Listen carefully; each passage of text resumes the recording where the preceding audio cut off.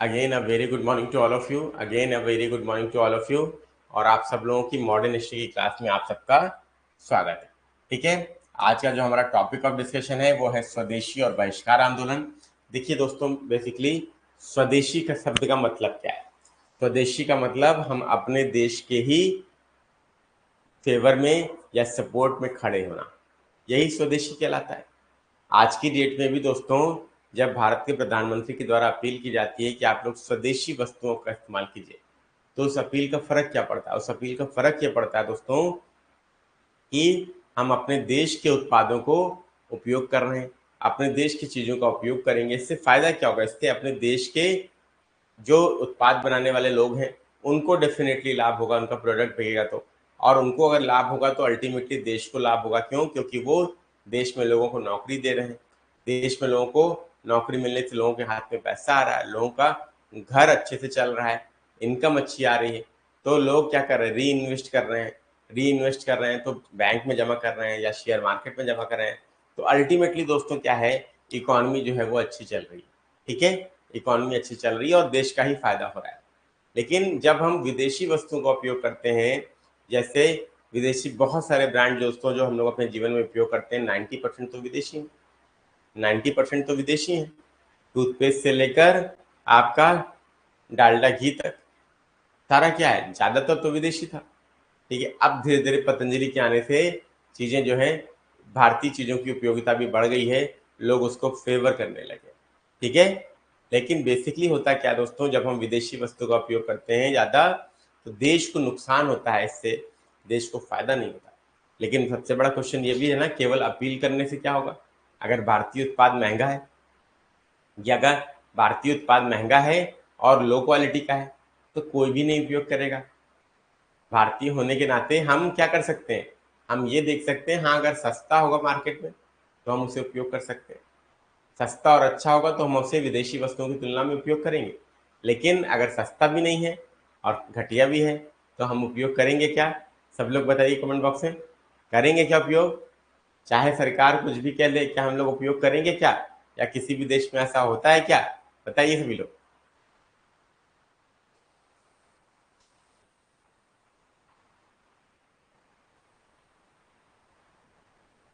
बोलिए सभी लोग।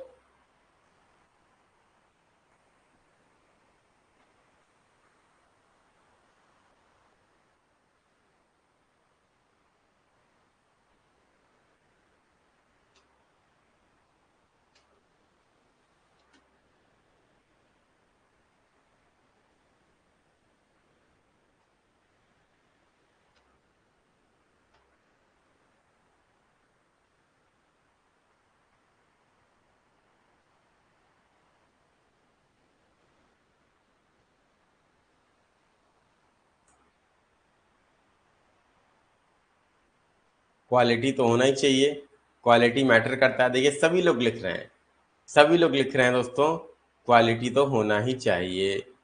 ठीक है,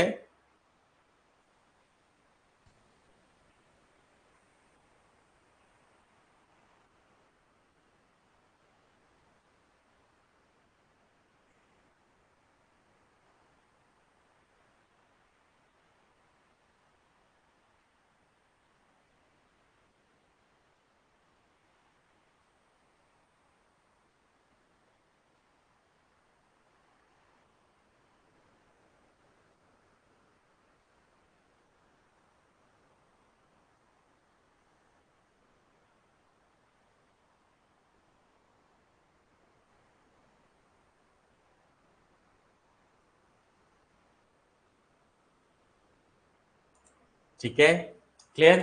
तो यहाँ पर दोस्तों याद रखिएगा, ये सारी चीज़ें दोस्तों, ये सारी की सारी चीज़ें मैटर करती हैं कि अगर क्वालिटी होगी, कम प्राइस में अच्छी चीज़ होगी, तब हम उपयोग करेंगे। हाँ, एक सीमा तक हम लोग अपील को सुनते हैं, विच कोशिश भी करने का प्रयास करते हैं, क्योंकि एक बार चलिए हमने महंगा खरीद भी लिया, लेकिन बार बार नहीं हो सकता जब तक हमें वो सस्टेनेबल तौर पर सस्ती ना मिले और अच्छी ना मिले। ठीक, चलिए। तो अब दोस्तों, स्वदेशी और बहिष्कार आंदोलन बेसिकली क्या था? काफी हद तक जो मैंने आपको एग्जाम्पल दिया, ये उसी पर आधारित था। हो क्या रहा था दोस्तों, आप सबको पता है कि बंगाल जो है राष्ट्रवाद का केंद्र बन गया था। बंगाल राष्ट्रवाद का केंद्र बन गया था अंग्रेजी शिक्षा के प्रसार और अंग्रेजी शिक्षा के पाठ्यक्रम में सभी आधुनिक विचारों के पढ़ने से जो बौद्धिक वर्ग भारत में तैयार हो रहा था, मतलब जो उदारवादियों ने संवैधानिक संघर्ष किया 1885 से 1905 के बीच में, उस दौरान भारतीयों के अंदर राजनीतिक चेतना आई। शिक्षा के प्रसार से बुद्धि का विकास हुआ और शिक्षा में जो उन्होंने पाठ्यक्रमों में अपने नवीनतम आधुनिक विचार पढ़े, जिसमें स्वतंत्रता, समता और बंधुत्व के सिद्धांत थे।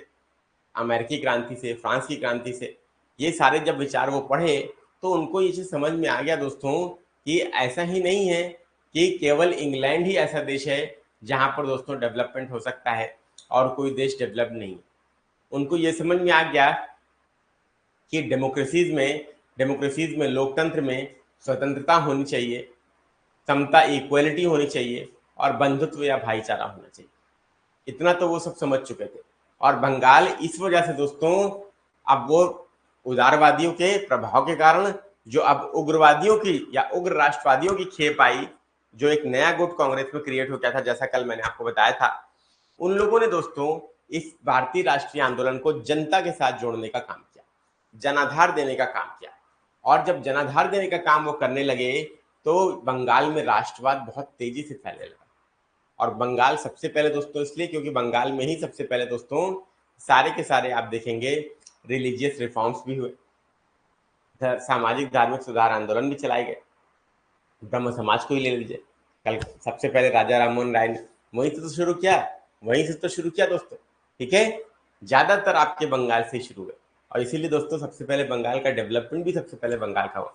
और आज की डेट में भी दोस्तों मैं आपको बताऊं, आप लोग इस चीज मानेंगे कि नहीं ये मैं नहीं पता जानता, लेकिन आप ये डेफिनेटली मान के चलिए कि बंगाली जो है दिमाग के रूप से बहुत तेज होते हैं। अगर आपके कोई फ्रेंड आसपास में बंगाली होगा तो दिमागी रूप से बहुत शार्प होते हैं। उसका कारण केवल मछली खाना नहीं है, उनका सामाजिक और शैक्षणिक विकास भारत में सबसे पहले हुआ है आधुनिक काल में। और सबसे पहले होने के कारण वो क्या है, उनकी जनरेशंस जो है वो बुद्धिमान होती चली गई। और आज की डेट में भी दोस्तों जो बंगाल से आपको जो ब्रीड मिलेगी, जो लोग मिलेंगे, वो आपके इन जनरल दिमागी रूप से बहुत सशक्त या सक्षम होते हैं। और आप देखेंगे उनमें वो क्वालिटी आपको देखने को मिलेगी। सही बात है कि नहीं, आप लोग बताइए दोस्तों जल्दी से।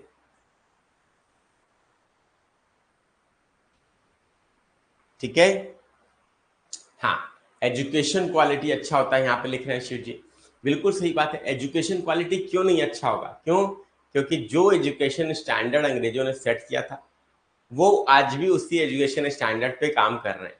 ये सच्चाई है दोस्तों, ये सच्चाई है, ठीक है। आज भी वहां पर इंग्लिश को ज्यादा तवज्जो दी जाती है, आज भी वहां पर महंगाई नहीं, कोलकाता शहर की बात कर रहा हूँ, अगर आप लोग कभी जाएं या अगर आपने देखा होगा, आज भी वहां पर आपको इन जनरल भरपेट दाल चावल वहां पे खाने को आपको बहुत सस्ते में मिल जाएगा, जबकि कोलकाता मेट्रो शहर है, ठीक है, क्लियर, याद रखिएगा। तो ये सारी चीजें दोस्तों आपको मिलेंगी, कुछ ना कुछ तो देखिए सिस्टम में विशेषता है, तभी तो ये चीजें वहां पर बनी हुई है, ठीक है। हाँ, लेकिन बात सही है कि जो गवर्नमेंट है, एग्जिस्टिंग गवर्नमेंट जो है, वो लॉ एंड ऑर्डर की समस्या है वहां पर। बंगाल के सुदूर क्षेत्रों में, बंगाल के आसपास के जो डिस्ट्रिक्ट्स हैं, वहां पर काफी सारी समस्याएं हैं जो तत्कालीन सरकार या पहले की सरकारों ने इश्यूज एड्रेस नहीं किए, लेकिन अब उसको चेक करने की आवश्यकता है, ठीक, क्लियर। क्योंकि बंगाल इतना डेवलप्ड होने के बाद भी आज भारत के विकसित राज्यों में क्यों नहीं आ पाता, कुछ ना कुछ तो समस्याएं हैं, उसको भी दूर करने की आवश्यकता है। तो बंगाल जब राष्ट्रवाद का केंद्र हो गया तो अंग्रेजों को ये डर सताने लगा दोस्तों कि बंगाल में अगर राष्ट्रवाद इस तरीके से बढ़ता रहा तो हम भारत पर बहुत लंबे समय तक शासन नहीं कर पाएंगे, भारत पर बहुत लंबे समय तक हम शासन कर ही नहीं पाएंगे। तो इसीलिए दोस्तों लॉर्ड कर्जन जो तत्कालीन वायसराय था, उन्होंने ये डिसीजन लिया कि हम क्या करेंगे, हम इस बंगाल को विभाजित कर देंगे, और स्वदेशी और बहिष्कार आंदोलन सरकार द्वारा बंगाल विभाजन के निर्णय के विरोध स्वरूप चलाया गया था। और यह बंग भंग का ही प्रतिफल था, जब सरकार ने ये डिसाइड किया कि हम बंगाल को विभाजन कर देंगे, बंगभंग कर देंगे, तो इसी के प्रतिफल में दोस्तों स्वदेशी और बहिष्कार आंदोलन चलाया गया था। अब देखिए हुआ क्या, सभी लोग ध्यान से देखिए। दिसंबर 1903 में अंग्रेजी सरकार ने बंगाल विभाजन की सार्वजनिक घोषणा कर दी कि हम बंगाल विभाजन करने जा रहे हैं। 1903 में किया नहीं, लेकिन घोषणा कर दी कि हम बंगाल विभाजन करने जा रहे हैं। ठीक है, अब आप लोग ये ध्यान रखिएगा, इंपॉर्टेंट है आपके लिए।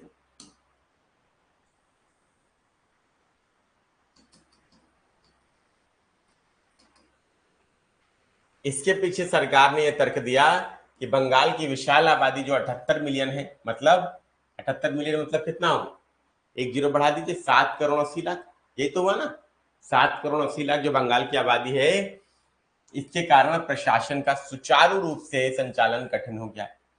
ठीक, और काफी हद तक देखिए ये तर्क सही भी था, क्योंकि ज्यादा आबादी होती है ना दोस्तों, तो प्रशासन मुश्किल होता है। जैसे उत्तर प्रदेश में जितनी आबादी है उसका प्रशासन करना डिफिकल्ट है, इसीलिए UP needs to be divided in at least 2 parts, कम से कम 2 भागों में तो डिवाइड होना ही चाहिए। हाँ, लेकिन इस तरीके से विभाजन होना चाहिए, ऐसा ना हो कि पश्चिमी उत्तर प्रदेश में पूरा चला जाए, सारे संसाधन चले जाएं, सारी इंडस्ट्रीज चली गई और जो पूर्व को कुछ मिला ही नहीं, ऐसा नहीं होना चाहिए। ठीक है, एक रीजनल बेसिस पर डिवीजन होना चाहिए, ये बात ध्यान रखना है। ठीक है, चलिए, यद्यपि कुछ सीमा तक सरकार का यह तर्क सही भी था, किंतु अंग्रेजों की वास्तविक मंशा कुछ और थी। उन्होंने जो बताया कि आबादी ज्यादा है, ये तर्क सही था अपने आप में, लेकिन उनका असल उद्देश्य क्या था वो दूसरा था, जो मैंने आपको बताया। असल उद्देश्य क्या था, उनका मुख्य उद्देश्य बंगाल को दुर्बल करना था, क्योंकि उस समय बंगाल राष्ट्रवाद का सबसे प्रमुख केंद्र बन रहा था।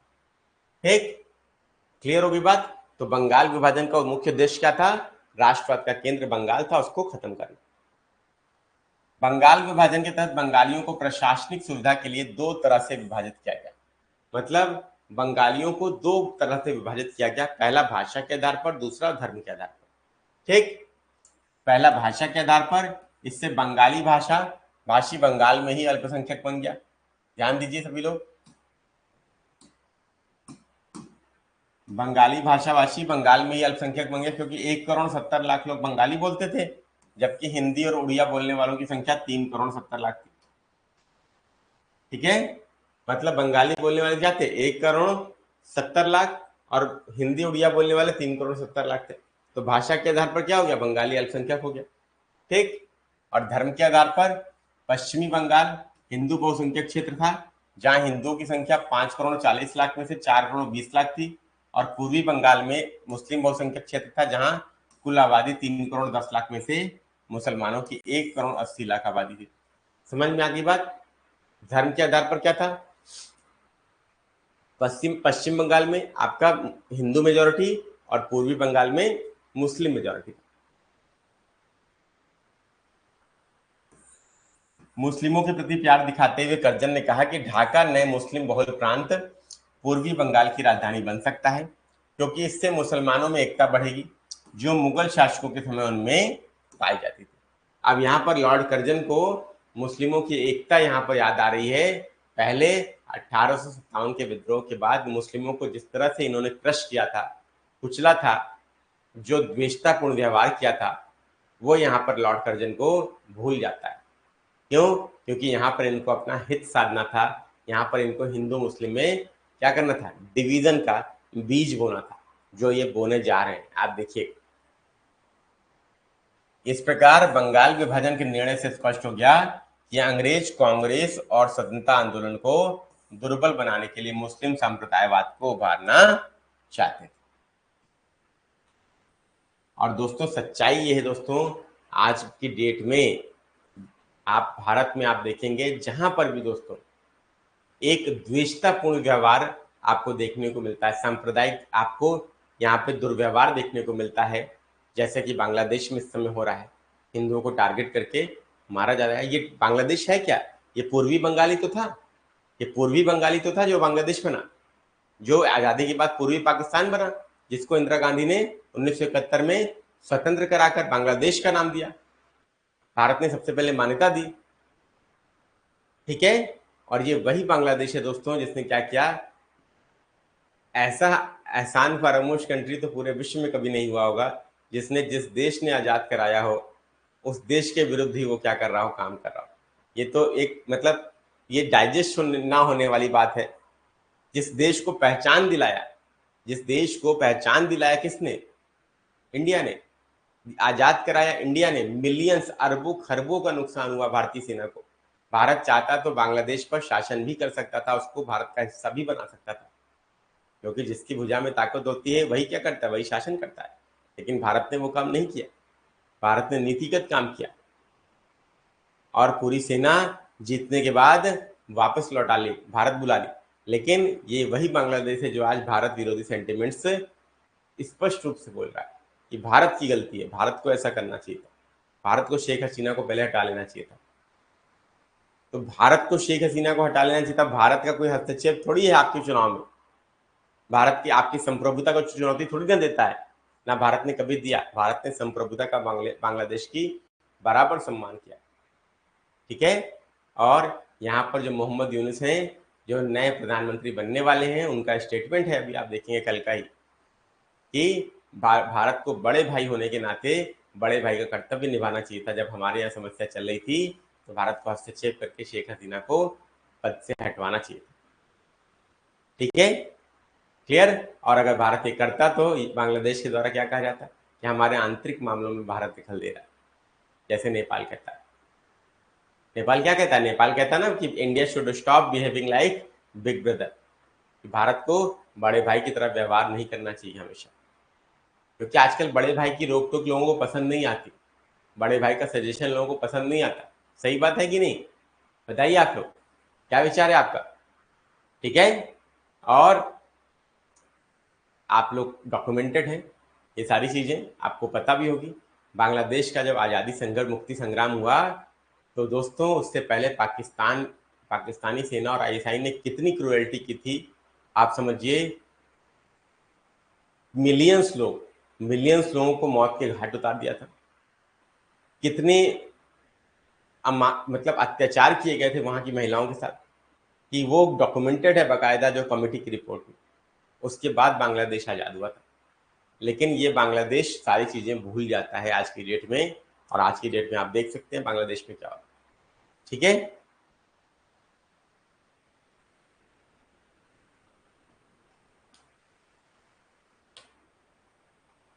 क्लियर।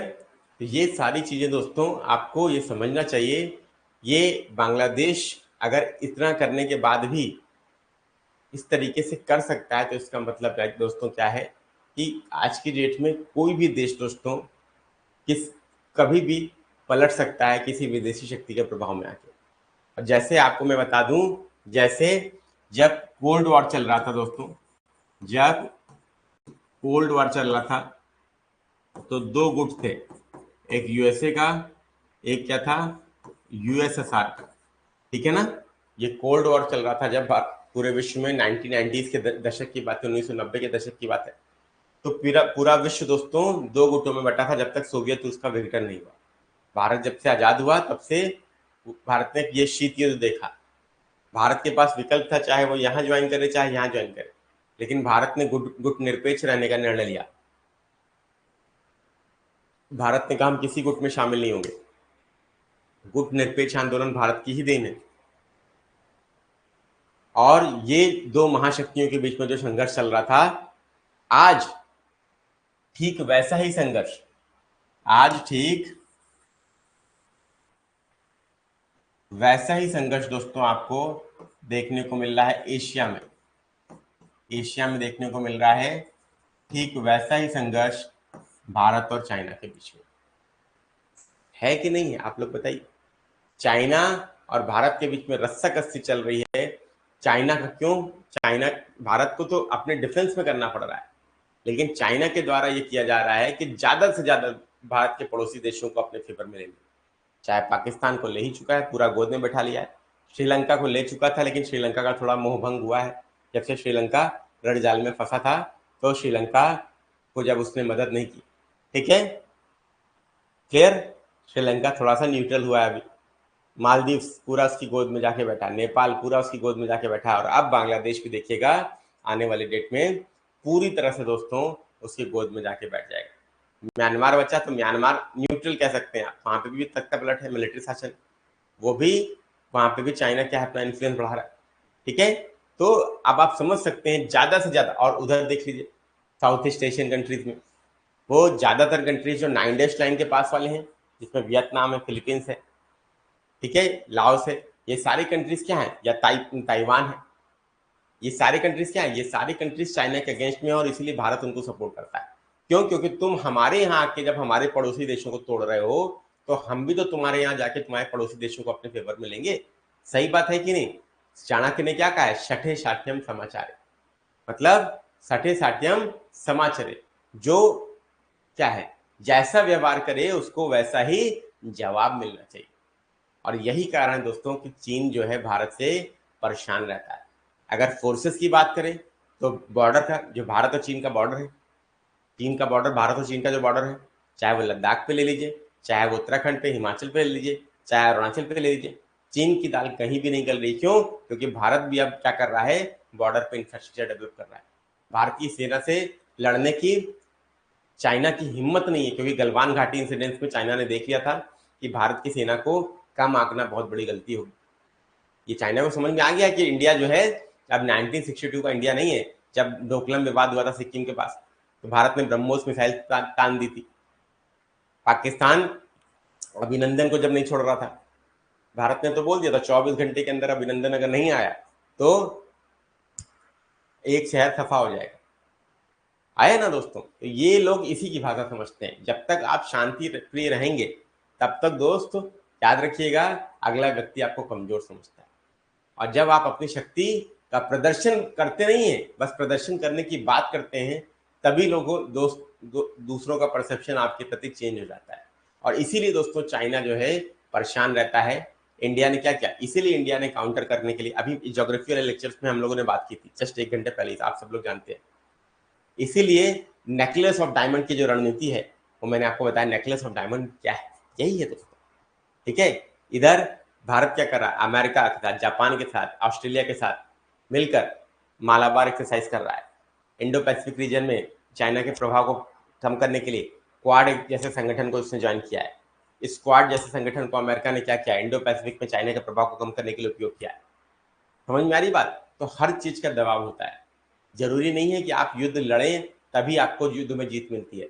बाकी 90% केसेस में युद्ध कहाँ लड़ा जाता है, दिमाग में लड़ा जाता है, मेंटली लड़ा जाता है, मनोवैज्ञानिक रूप से लड़ा जाता है। आपको प्रत्यक्ष युद्ध लड़ने की जरूरत नहीं होती, मनोवैज्ञानिक रूप से युद्ध लड़ते हैं तो आप समझिए सफलता के चांसेस ज्यादा होते हैं। यही चीज फॉरेन रिलेशन में भी लागू होता है, डिप्लोमेसी में भी लागू होती है, और यही चीज आपके परीक्षा में भी लागू होती है। सारा खेल परीक्षा में दिमागी युद्ध का है। जितना जो ज्यादा दिमागी रूप से सक्षम होगा वही सफल होगा। ठीक,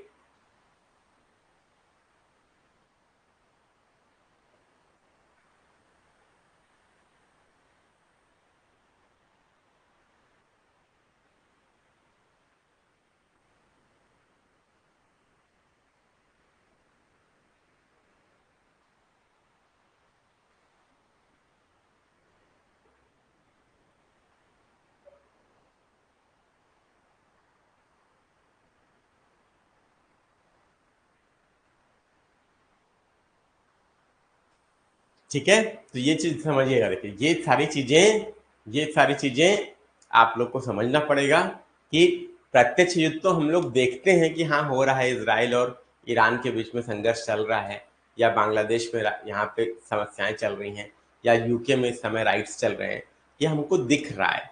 लेकिन 99% केस में तो हमको दिखता ही नहीं है। जो काम होता है इंटेलिजेंस एजेंसीज के द्वारा, ठीक है, जो वॉरफेयर चलाए जाते हैं, वो पूरे विश्व में चलता रहता है दोस्तों।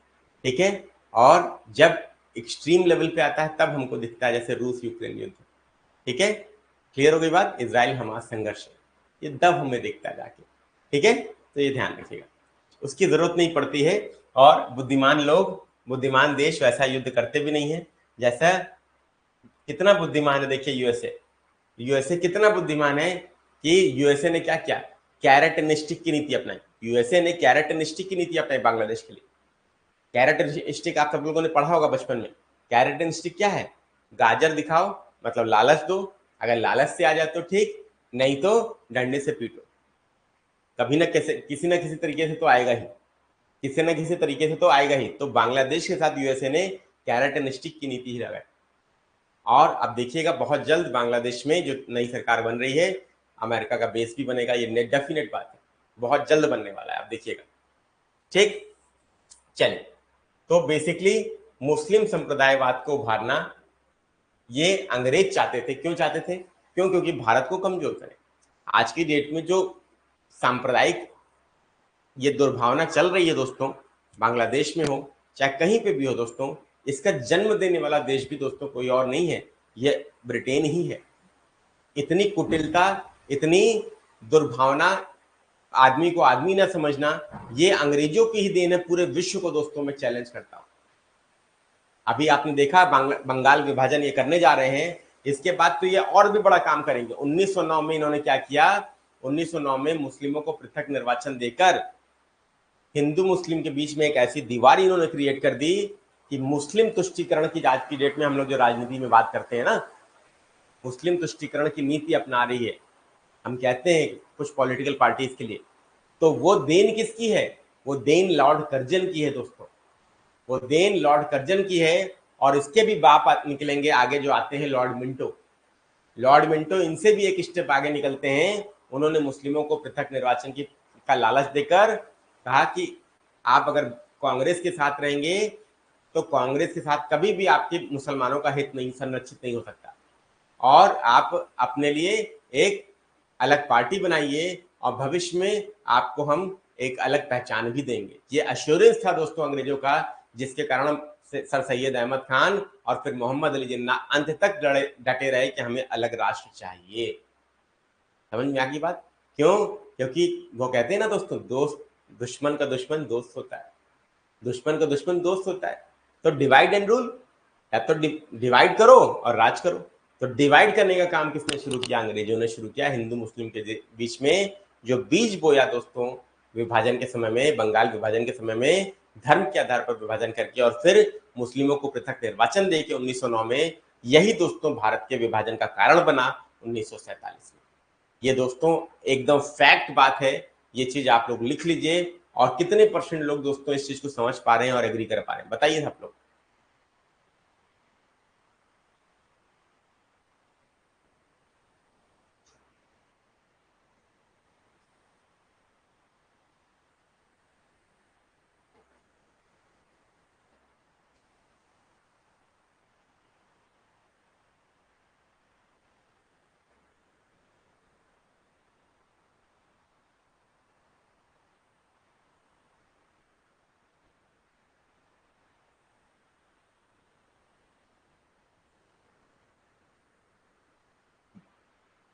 ठीक है दोस्तों, तो ये चीज आपको समझ में आनी चाहिए। और स्वदेशी और बहिष्कार आंदोलन में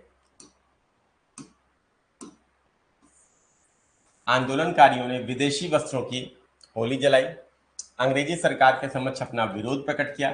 चूंकि ब्रिटिश सरकार ने इस आंदोलन को दबाने के लिए दमन का सहारा लिया, फलतः सरकारी दमन के विरोध में उग्रवादी गतिविधियां प्रारंभ हो गई। ठीक है, याद रखिएगा, विदेशी वस्त्रों की होली जलाई गई, सरकार के समक्ष अपना विरोध प्रकट किया। ब्रिटिश सरकार ने इस आंदोलन को दबाने के लिए किसका सहारा लिया? दमन का सहारा लिया। पूरी प्रशासनिक मशीनरी उनके पास थी, कुचल दिया इस आंदोलन को। सरकारी दमन के विरोध में उग्रवादी गतिविधियां होती रही। ठीक, ये आप लोग ध्यान रखिएगा। लेकिन अब यहां पर दोस्तों उदारवादियों द्वारा 1903 से 1905 में बंगाल विभाजन का विरोध भी किया गया था कि आप क्या करिए, आप इसे लागू मत करिए। लेकिन अंग्रेज कहाँ ही सुनने वाले थे? अंग्रेजों को तो जो करना था वही करना था, और कभी अंग्रेजों ने उदारवादियों की बात सुनी नहीं। कल हम लोगों ने देखा था 1903 से 5 के दौरान उदारवादी जिन्होंने बंगाल विभाजन के विरोध में सक्रिय भूमिका निभाई, सुरेंद्रनाथ बनर्जी, के मित्रा, पृथ्वी चंद्र राय प्रमुख थे। उदारवादियों ने सरकार के इस निर्णय के विरोध में सरकार को प्रार्थना पत्र सौंपे, सभाएं आयोजित की, निंदा प्रस्ताव पारित किए, हितवादी, संजीवनी और बंगाली जैसे पत्रों के माध्यम से बंगाल विभाजन का विरोध किया। उदारवादियों का उद्देश्य था कि भारत और इंग्लैंड में शिक्षित भारतीयों के माध्यम से एक ऐसा जनमत तैयार किया जाए जो बंगाल विभाजन के निर्णय को वापस लेने हेतु अंग्रेजी सरकार पर दबाव डाल सके। समझ में आ गई बात? ठीक है, ये ध्यान रखिएगा। किंतु भारतीयों के विरोध स्वर की उपेक्षा करते हुए भी सरकार ने जुलाई 1905 में बंगाल विभाजन की घोषणा कर दी। और याद रखिएगा, ये आप लोग को याद रखना है, बंगाल विभाजन की घोषणा कब की गई? 1905 में, जुलाई में। एग्जाम में आता है। इस घोषणा के कुछ दिनों के भीतर ही लगभग पूरे बंगाल में विरोध सभाएं आयोजित की गई। इन सभाओं में सबसे पहले विदेशी वस्तुओं के बहिष्कार का निर्णय लिया गया और 7 अगस्त 1905 को, ध्यान दीजिएगा, 7 अगस्त 1905 को बंगाल विभाजन के विरोध में कलकत्ता के टाउन हॉल में विशाल प्रदर्शन आयोजित किया गया, जहां से स्वदेशी आंदोलन प्रारंभ करने की घोषणा की गई। तो स्वदेशी आंदोलन प्रारंभ कब हुआ? 7 अगस्त 1905। ठीक, याद रखिएगा। ठीक है, मैंने गोला कर दिया है जो इंपॉर्टेंट चीजें। इसके पश्चात राष्ट्रवादी नेताओं ने बंगाल के विभिन्न भागों का दौरा किया और लोगों से मैनचेस्टर के कपड़ों और लिवरपूल के बने नमक का बहिष्कार करने का आग्रह किया। ठीक, विदेशी वस्तुओं का बहिष्कार शुरू हो गया।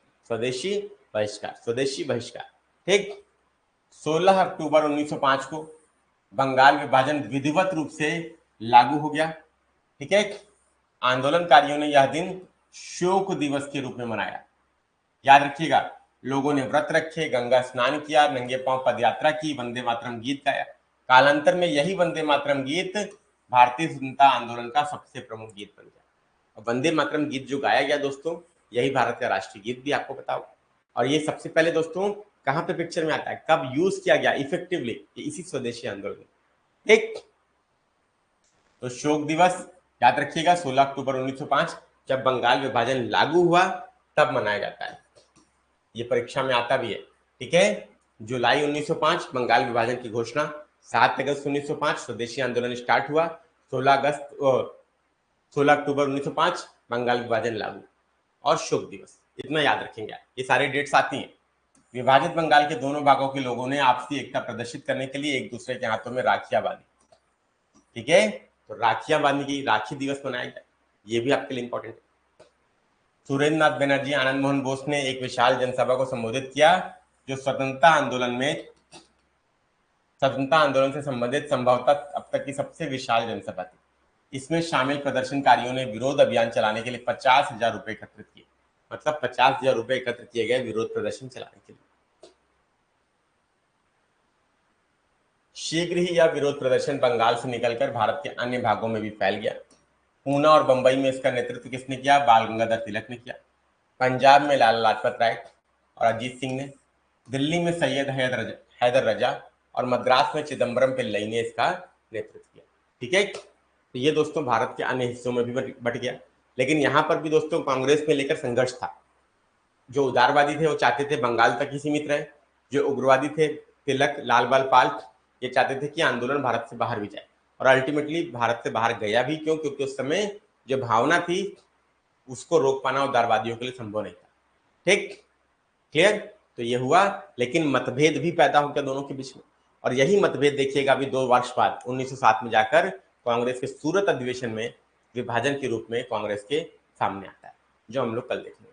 ठीक, क्लियर है दोस्तों? तो ये दोस्तों मैंने आपको यहाँ पर बता दिया इस स्वदेशी आंदोलन के बारे में जो बेसिक डिटेल थी आपके एग्जाम के लिए।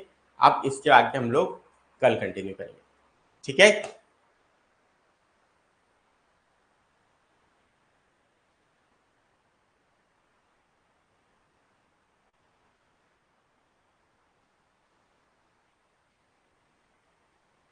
यहां तक क्लियर हो गया कि नहीं? जल्दी से बताइए। यहां तक स्पष्ट हो गया दोस्तों? यहां तक स्पष्ट हो गया? सभी लोग बताइए।